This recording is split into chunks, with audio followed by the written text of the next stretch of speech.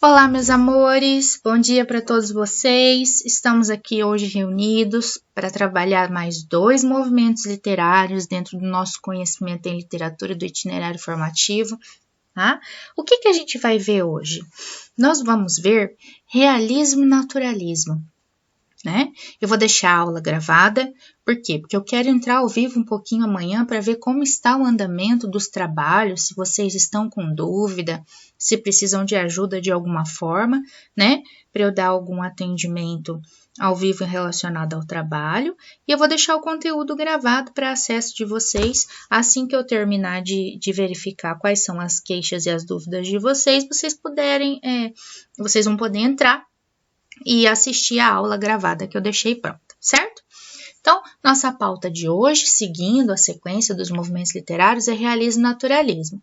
Em alguma medida, os meninos do 2º ano, que fazem parte da minha turma, já viram esse conteúdo comigo, né? Porque é um conteúdo de 2º ano, é uma matéria que perpassa o conhecimento do 2º ano, né? Mas nunca é tarde também e nunca é demais reiterar algumas observações importantes, né?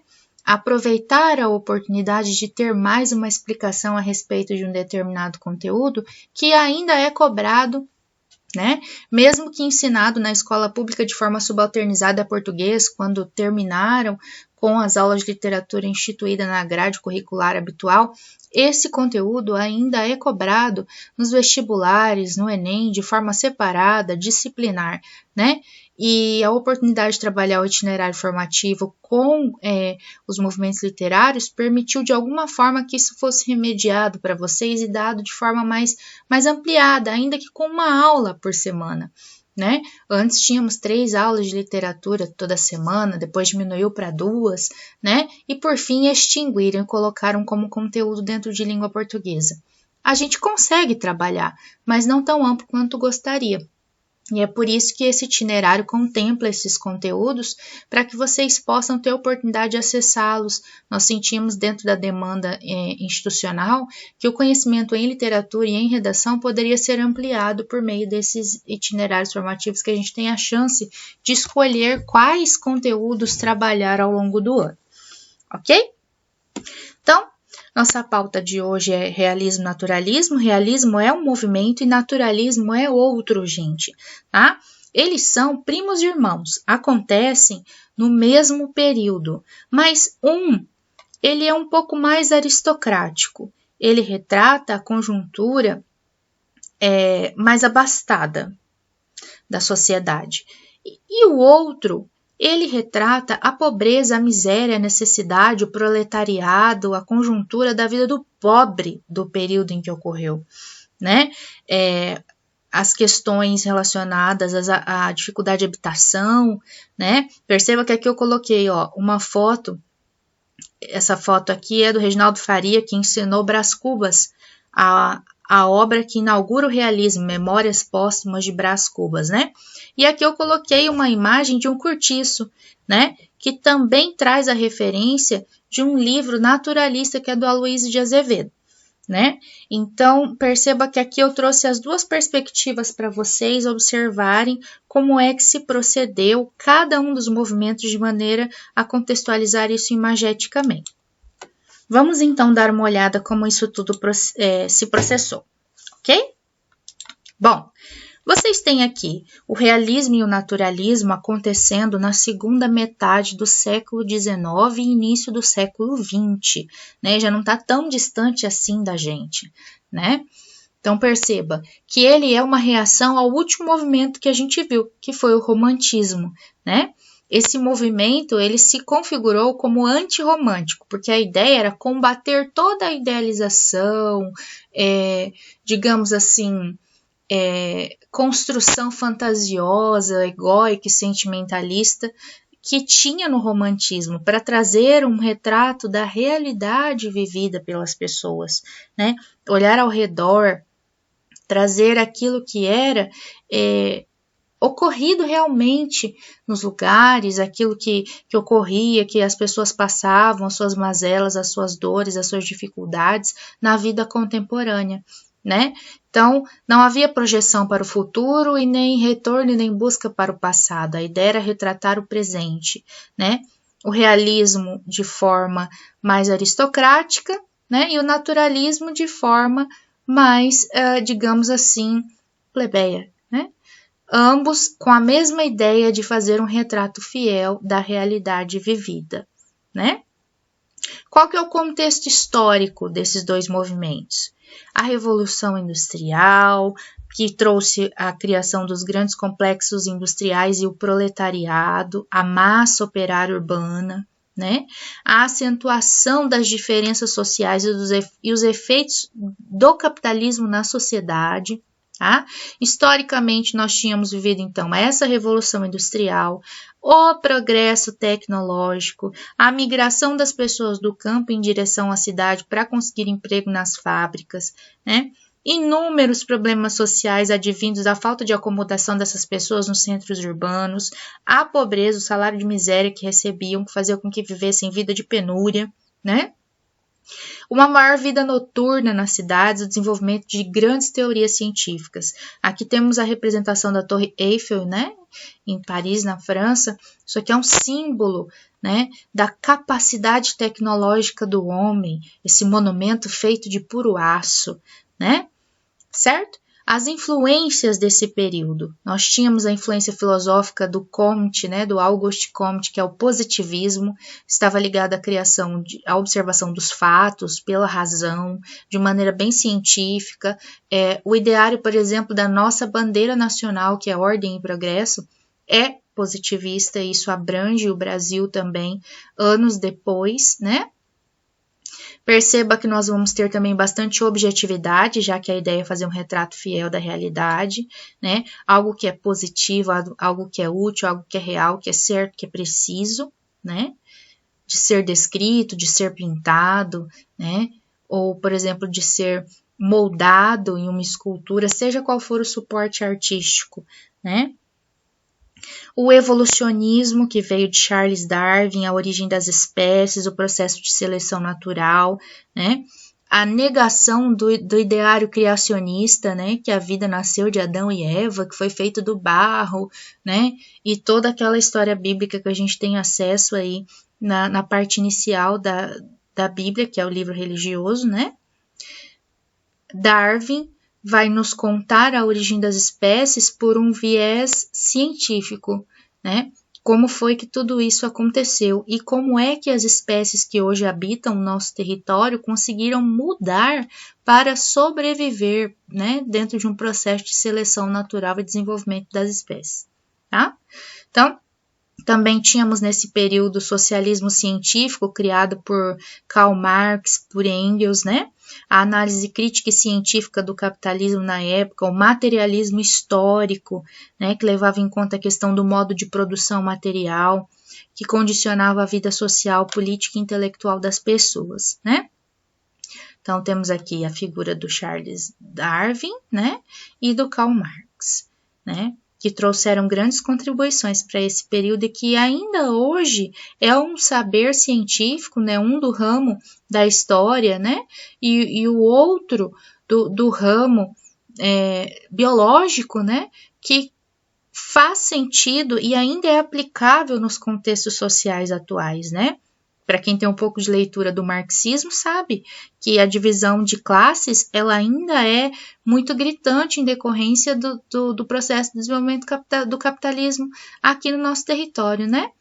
E que o processo de seleção das espécies também continua a acontecer dentro da ideia de que o mais forte é quem sobrevive e o que melhor se adapta, né? Então, vocês vão ter aí dentro do processo da literatura, no perímetro europeu, mais especificamente na França, a criação aí em 1857 do livro Madame Bovary, né, que é do Flaubert. É o primeiro romance que se considerou realista na literatura universal. Ele vai tratar de questões que aconteciam na sociedade, como, por exemplo, o adultério, a crítica à burguesia, né? Algumas características psicológicas da personagem que até então não apresentava grandes mudanças psicológicas, né, dentro do romantismo.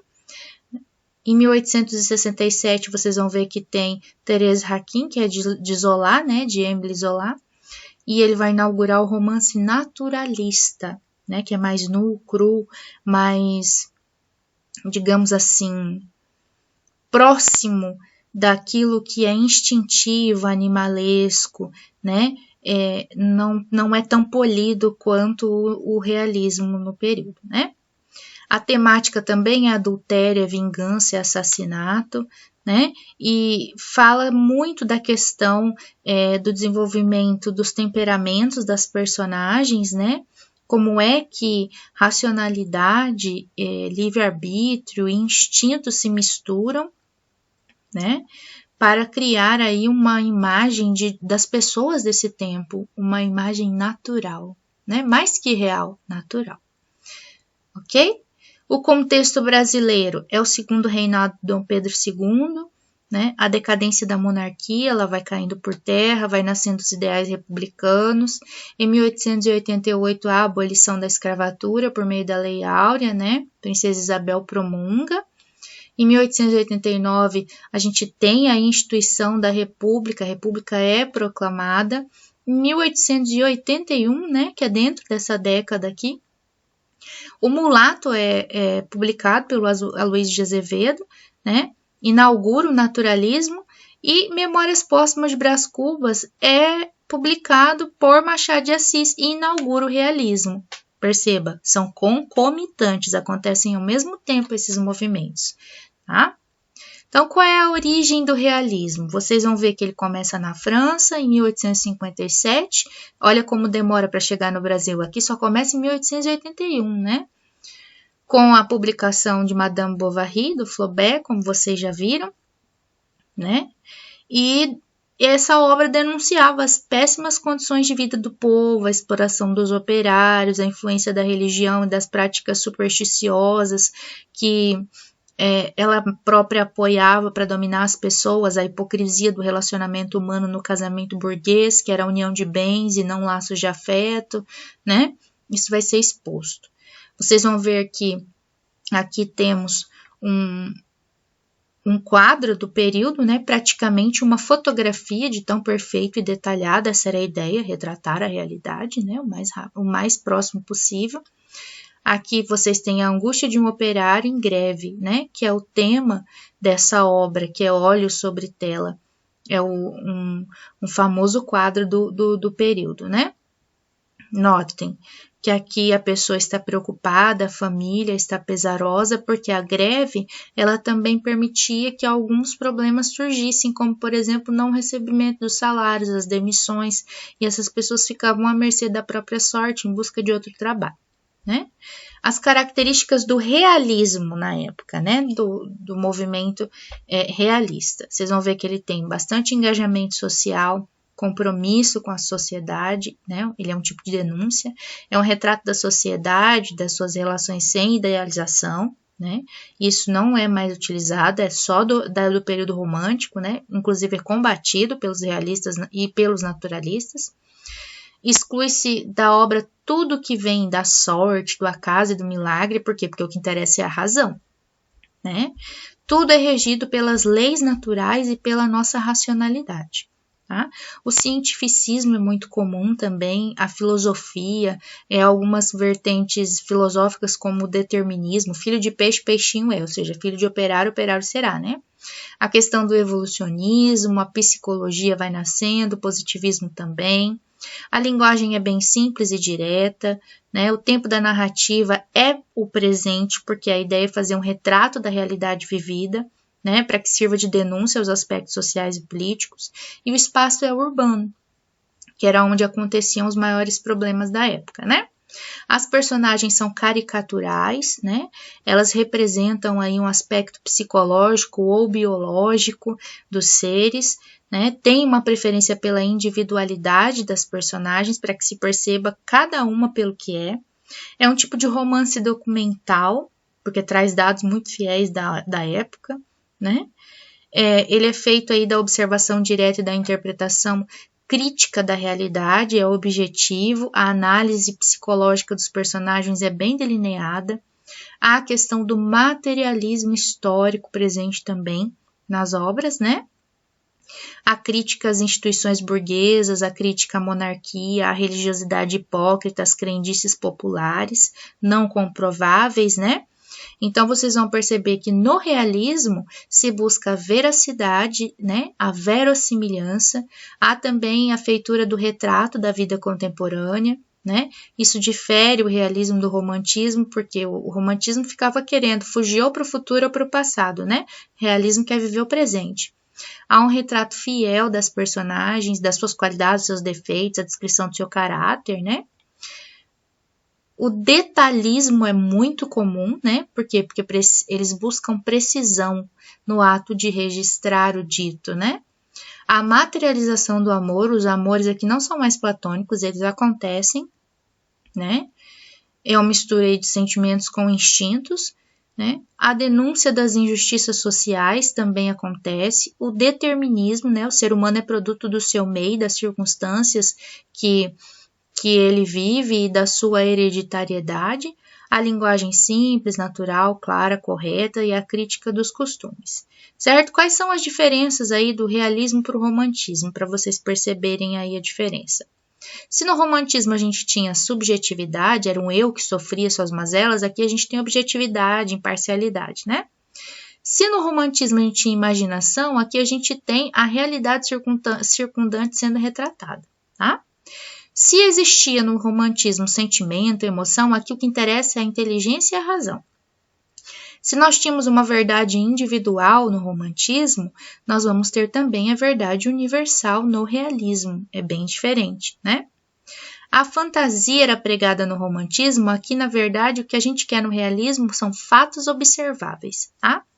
A mulher é idealizada no romantismo, é pura, é perfeita, e no realismo ela é mostrada com seus defeitos e qualidades de ser humano, tá? No romantismo, a gente tem linguagem culta, um estilo metafórico, poético, e no realismo, uma linguagem culta, mas ela é direta, ela é simples, né? No romantismo, a narrativa é lenta, acompanhada de tempo psicológico, tá no presente, volta no passado, projeta para o futuro, né? Então, há muitos flashbacks, muitos retornos ao passado, né? Dentro do romantismo. No realismo, não. A narrativa é de ação, é de aventura, ela é dinâmica, né? O que ajuda a construir aí uma narrativa mais fluida, né, do que no período romântico. O realismo em Portugal, vocês vão ver que ele acontece na segunda metade do século XIX, né, e conhece um período aí de estabilidade política, de progresso material, de intercâmbio com o resto da Europa, né. Coimbra, por exemplo, é um importante centro cultural da época, né? Em 1864 ligou-se à comunidade europeia por meio da estrada de ferro, né? Essas novidades político-culturais vai permitir que a gente observe que os românticos que ainda restavam se incomodavam muito com as questões do realismo que estavam sendo criadas e do naturalismo também. Criticavam os jovens poéticas, os românticos antigos, né? E aí que se cria a questão Coimbrã, né? Essa questão Coimbrã é um episódio polêmico que foi ocorrido em Coimbra, né, e opôs de um lado Antônio Feliciano de Castilho, que era um romântico, um poeta romântico estabelecido, professor universitário, né, que se dispõe a criticar as ideias literárias, por exemplo, de Teófilo Braga e de Antero de Quental, que eram os novos escritores que defendiam a liberdade de pensamento e o realismo, né, na época. E eles passam a se retrucar, né, por escritos, e isso fica conhecido como a questão Coimbrã, né, as alfinetadas de um no outro, né. Os principais representantes do realismo nesse período, nós temos aí Antero de Quental e Eça de Queiroz, tá? Isso na prosa, né, nas narrativas. Aqui nós temos uma consideração do Eça de Queiroz dizendo que o realismo é sim uma reação contra o romantismo, né? Que o romantismo era a apoteose do sentimento, né? Ou seja, aquilo que de mais alto se tinha de sentimento. O realismo, na verdade, é a anatomia do caráter, né? Olha a diferença. Ele é a crítica do homem, ele é a arte que nos pinta a nossos próprios olhos para condenar o que houve de mal na sociedade. Então perceba, Olha que importante o papel do realismo, de denúncia, de condenação do que está errado, né? A pintura realista, se vocês observarem, ela sempre retrata uma cena, né? E é uma cena de gente pobre que faz parte da sociedade, trabalhando, né? Sempre muito triste, né? Com cores fortes, vários detalhes, né? O Courbet, por exemplo, ele pintou aqui os quebradores de pedra, né? E o enterro em Orleans, para representar os acontecimentos reais da época, né? Nós temos arquitetonicamente aí a questão da construção da Torre Eiffel, né? As cidades não são mais construídas por palacetes e templos, né? São casas comuns, cortiços. Ela agora é permeada de fábricas, né? De ferrovias para escoar a produção, de armazéns, de lojas, bibliotecas, escolas, hospitais. Então, perceba que a vida urbana ganha um grande impulso, né? E o operariado trabalha para sustentar os luxos da burguesia. Tá bom? Na escultura, vocês vão ver que os contemporâneos nesse período assumem a intenção política a ser retratada nas obras, como por exemplo aqui ó, o pensador, né? A figura do homem que pensa, que usa a razão, né?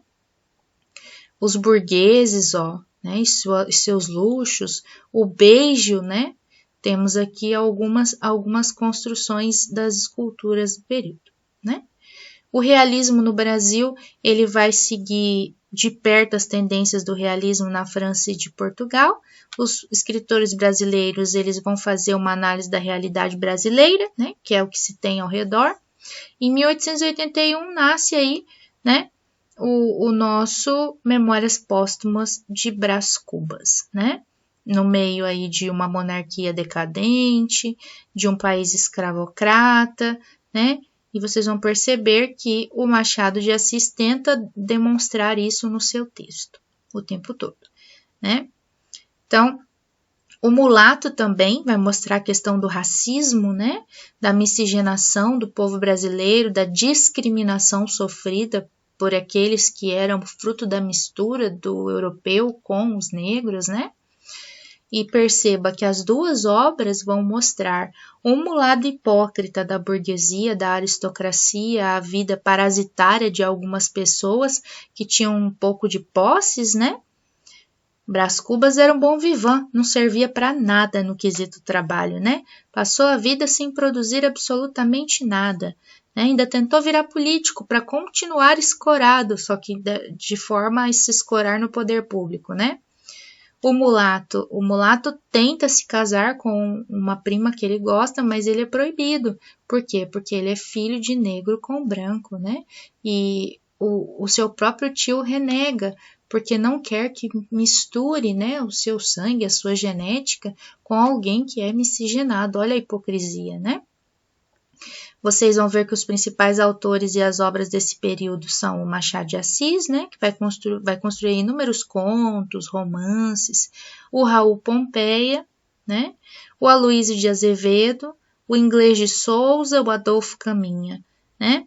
Fora daqui do Brasil, o Balzac, o Flaubert, o Eça de Queiroz, o Antero de Quental e o Guerra Junqueiro, tá? Então perceba, primeiro Brasil, depois Europa, tá? Vocês vão ver aqui alguns apontamentos sobre Memórias Póstumas de Brás Cubas, para vocês pensarem sobre a estrutura, né? É um livro que aborda, né, as experiências de um filho da aristocracia, um filho abastado da elite brasileira, né, o Brás Cubas. Ele começa a contar a sua história a partir da sua morte, o que já é uma mudança de perspectiva que não ocorria no nosso romantismo, no período em que se estabeleceu, né? E esse defunto que se torna autor diz que tem a eternidade inteira e que ele vai contar a sua vida a partir do momento em que ela foi extinguida, né? A partir do momento em que ela acabou, certo? Então ele tem aí muitas digressões, muitos vai e volta em determinados períodos da sua vida para ele contar a sua história. Tá? Esse narrador, ele é em primeira pessoa, ele é um narrador personagem, ele se auto-intitula defunto autor, né? Ele resolveu escrever as suas memórias a partir aí do final da sua vida e contar algumas questões que aconteceram com ele, e ele era o retrato da sociedade da época. tá bom? Esse foco narrativo em primeira pessoa traz o narrador-personagem para o espaço de protagonista, né? E dessa maneira o Brás Cubas vai dando acesso aos bastidores da sociedade carioca do século XIX e também da sua forma de viver, né? O tempo da obra, você tem dois tempos, né? Um que é mais psicológico, né? O autor está além túmulo, ele vai contar a sua vida de maneira bem arbitrária, ele vai fazer várias digressões, ele vai, ele volta, né? Manipulando os fatos aí a seu bel prazer, né? Sem seguir uma ordem linear das coisas, né? Começo, meio e fim. E a morte, ela é contada antes, por exemplo, do nascimento, porque ele começa a contar a vida dele de trás para frente, né? E não de frente para trás. Temos também um tempo cronológico passando, né? A infância dele, a adolescência dele, a ida dele para Coimbra, a volta dele para o Brasil, como é que ele morreu, né?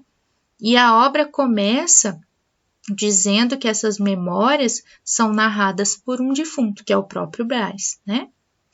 O narrador, no início do livro, diz que é um defunto autor, né? E não um autor defunto, né? Ele vai escrever a história de sua vida depois da morte, né? E ele fala que um dos seus méritos é que nunca na vida alguém, depois que morreu, resolve escrever a história da sua própria existência, né? Que ele é pioneiro nesse sentido, certo?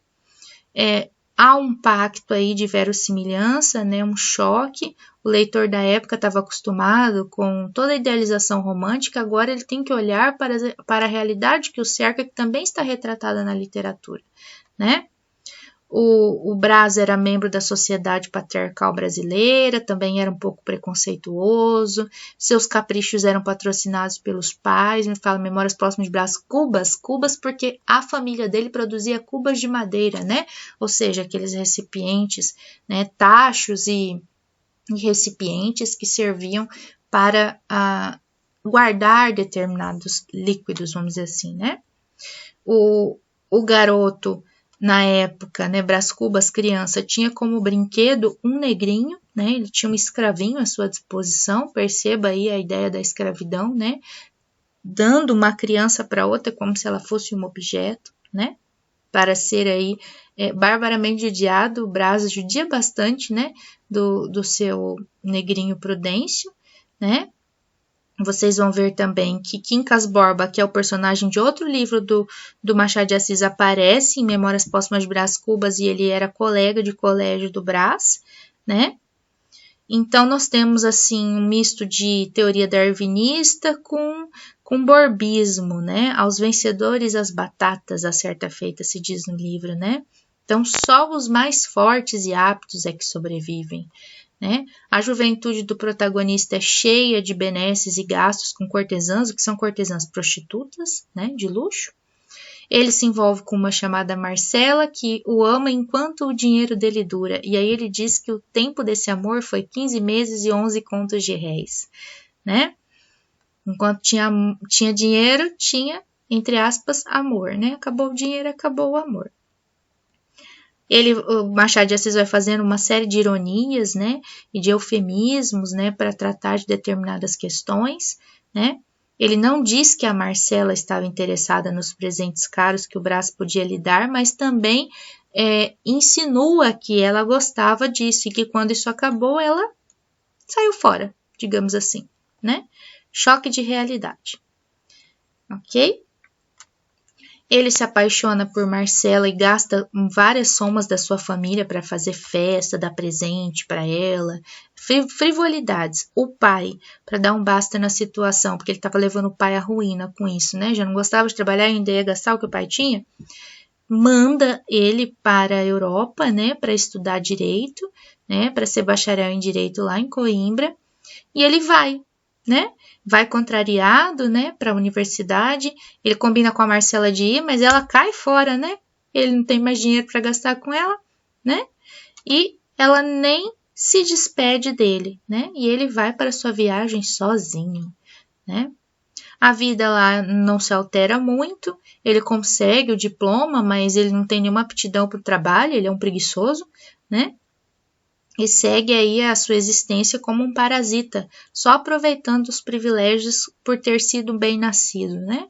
Por ter nascido em berço de ouro, né? Ok? Ele vai ter, depois de um segundo momento, um amor mais duradouro. Ele gosta de Virgília, né, que é parente de um ministro da corte, mas ela acaba se casando com outro moço, que é o Lobo Neves, né? E, infelizmente, ele tem que carregar essa frustração dentro de si. Ele queria também se envolver com a família dela para conseguir alguns fins políticos, e no fim ele não consegue, né? A família do Brás, ele era uma família rica, mas não tinha uma certa tradição, não era nobre, né? Mas era burguesa, né? E ele se aproveita, né, dessas questões financeiras, ele vive de aparências sociais, né? Tenta entrar na política para ascender socialmente, porque quem entrava na política ganhava, assim, praticamente o título de nobreza na época, né? O romance não apresenta grandes feitos, a ideia é que se perceba as nuances de caráter de uma pessoa ao longo da sua vida, né? E tudo que acontece com ela, sem hipocrisias, né? O Brás não se casa com a Virgília, né? E ele tentava, na época, criar um grande emplasto, um medicamento que ele queria lançar, mas isso não vira nada. Tudo que o Brás começa não vira nada. Porque ele não persiste, né? Ele é preguiçoso, ele tem quem faça por ele, né? Ele acaba se tornando deputado, né? Mas com desempenho medíocre, como muitos deputados que a gente conhece, que passa aí 30 anos, 20 anos só usufruindo do bem público, né? Sem contribuir com nada, né? Vocês vão ver que existe uma força nessa obra, né? Porque a não realização das coisas do Brás mostra que, apesar dele ser bem nascido, o fato de ele ter sido criado como um parasita faz dele um homem fraco, né? Ele não leva a cabo os seus intentos até o fim, né? Ele é vazio, ele é raso, né? E depois que ele morre, ele resolve contar esses feitos, né? Ok? O que está em jogo nesse processo? Ele começa a contar a obra pelo fim, né? Ele traz suas memórias mais sagradas que ficaram na sua mente, né? Ele vai sempre observar bem que a sua vida foi repleta de caprichos desnecessários em virtude da sua posição e classe social, né? Escreve suas memórias e o livro se compõe ao longo desse processo de contar a sua vida, né? E o Machado de Assis vai criando essa história, né? Dando aí uma certa profundidade para a condição humana, expondo os problemas naturais de cada pessoa, né? Trazendo a ideia do prazer e das frivolidades, a ironia, que na época foi bastante trabalhada também, né? E as contradições do ser, certo? Ok? Se vocês notarem, nós temos alguns personagens na obra que representam a sociedade, a elite brasileira. Por isso que eu disse para vocês que o realismo ele está mais ligado à elite brasileira e à sua parasitagem, né? Enquanto criaturas que vivem escoradas em alguma questão, em alguma herança, em alguma fonte de renda, digamos assim, são extremamente hipócritas, né? E fingem muita coisa, certo? Então, Memórias Póstumas de Brás Cubas vai contar isso para vocês, né? Então, sempre as obras do Machado de Assis vão ter aí uma crítica social muito grande à burguesia, vão ser irônicas, vão demonstrar as relações de interesse, né? Certo? Vocês vão ver que ele vai romper com a narrativa linear, sobretudo com Memórias Póstumas de Brás Cubas, não é mais começo, meio e fim, é lá do fim que se inicia, né? Há uma certa metalinguagem, o narrador vai participando, ele é uma personagem, há um certo tom de pessimismo, de ironia, a análise psicológica das personagens, né? As máscaras sociais que se usa, né? Uma linguagem mais equilibrada, mais correta, né? Então, Machado de Assis vai fazer o quê? Análise do comportamento humano, vai falar dos problemas de ordem moral, da contradição dos pensamentos, da análise das instituições sociais, né, dos adultérios, dos casamentos por interesse, da loucura, né, da descrença com o futuro, né, desse tom de pessimismo da época, certo? Ok? E o naturalismo? O naturalismo é mais nu e cru que o realismo. Ele também trata das questões do presente, mas ele quer sempre comparar o ser humano ao animal que ele também o é, né? Então, o comportamento do ser humano, ele não é só razão, ele também é instinto, né? E aí é trazida a questão do cientificismo para a pauta para a gente fazer a análise objetiva do comportamento do ser humano, que ao mesmo tempo que é humano também é bicho, né? Há um grande detalhismo, ação, né? A ênfase nos processos patológicos, a análise social das conjunturas, a preferência por ambientes mais pobres, por tipos marginalizados, aqueles que são degradados pela sociedade, né? Certo? Os principais autores do naturalismo, Aloysio de Azevedo, Júlio Ribeiro, Raul Pompeia, né? Vai trazer aí várias contribuições para nós. A influência do Émile Zola, que, assim como o Flaubert inspirou o realismo, o Zola inspirou o naturalismo, né? E ele vai ter aí uma grande conotação social, vai falar das classes marginalizadas, vai criticar o conservadorismo, o clero, né? Os ideais republicanos. Então, vai falar sempre de grupos humanos, né? Da pressão social sofrida, da degradação das classes marginalizadas por uma exploração excessiva. Vai contar dos cortiços, né? Que amontoavam as pessoas que não tinham condições de pagar por moradias melhores e acabavam se amontoando em quartinhos nessas grandes construções que, na verdade, são as sementes das favelas, ok? Temos a obra do Aloysio de Azevedo, que é o Cortiço. O Cortiço, ele vai contar a história de muitas pessoas que habitam esse espaço, pessoas pobres, operárias, trabalhadoras, né? E que vai trazer para nós aí um pouco da história de Botafogo, que é onde se passa toda a narrativa do Cortiço, né? O próprio Cortiço é um organismo vivo, ele é como uma personagem da história, né? Temos aí o narrador em terceira pessoa, que sabe tudo que os personagens pensam. Temos um tempo linear, né? O século XIX.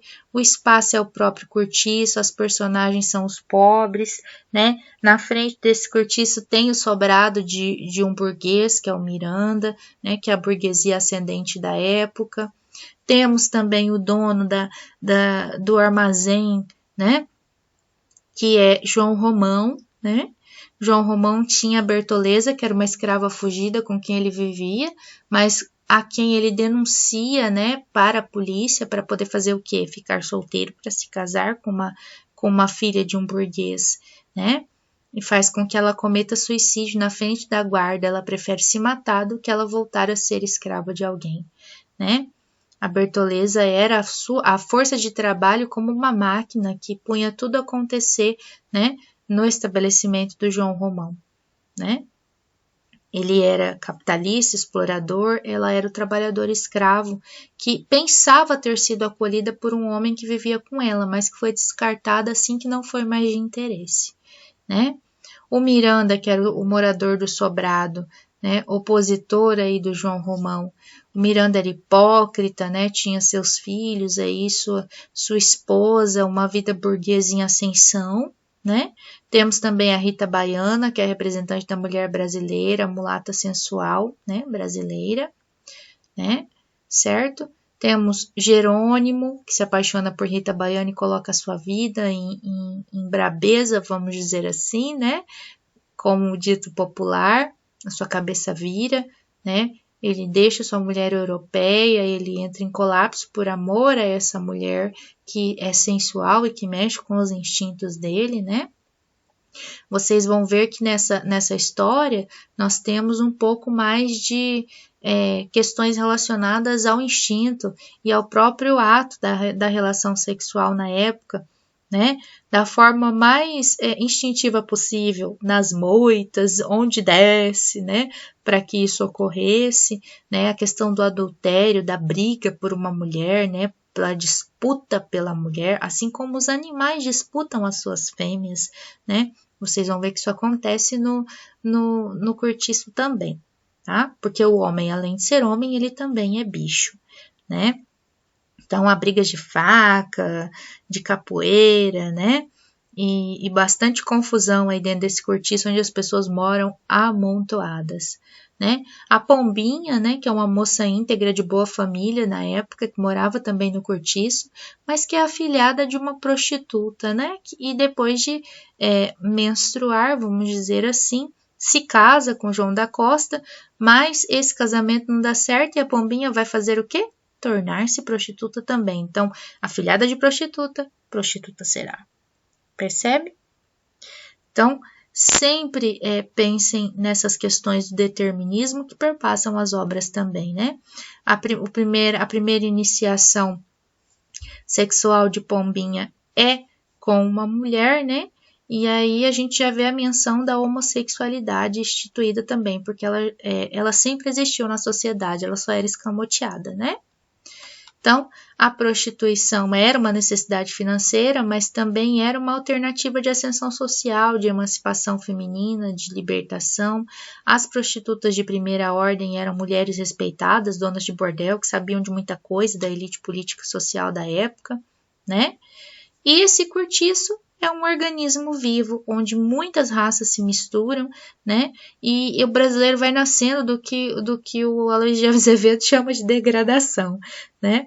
Mistura tanto e nascem aí determinadas criaturas que não são de confiança, que vivem de alguma maneira de pequenos golpes, de enganos, né?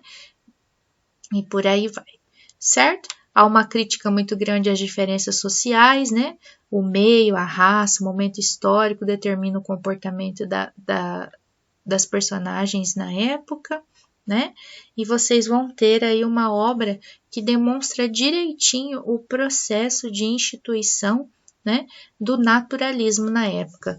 O naturalismo, ele tem em grande medida várias características comuns ao realismo, só que ele é mais nu e cru, ele é mais instintivo, ele mostra a vida do pobre e não da elite, né? Ele demonstra as mazelas sociais da época, a degradação, os interesses, os jogos de conveniência que realmente ocorriam, tá bom?